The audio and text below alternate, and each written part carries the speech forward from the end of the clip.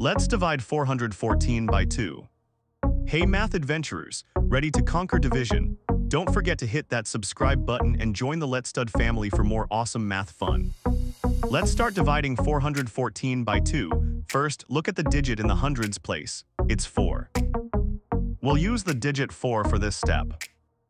How many times does 2 fit into 4? It fits 2 times. Let's check 2 times 2 is 4. Now subtract 4 from 4, that leaves us with 0.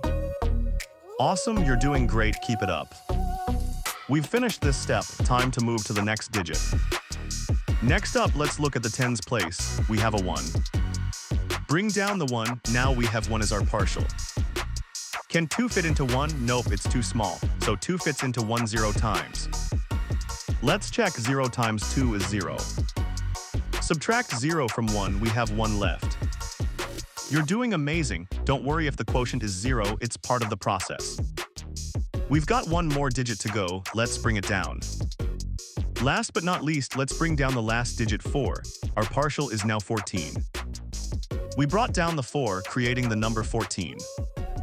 How many times does 2 go into 14? Think of your 2's times tables. It's 7. Great job, 7 times 2 equals 14. Subtract 14 from 14, we get 0. Perfect. You nailed it, we've reached the end of the division. High five.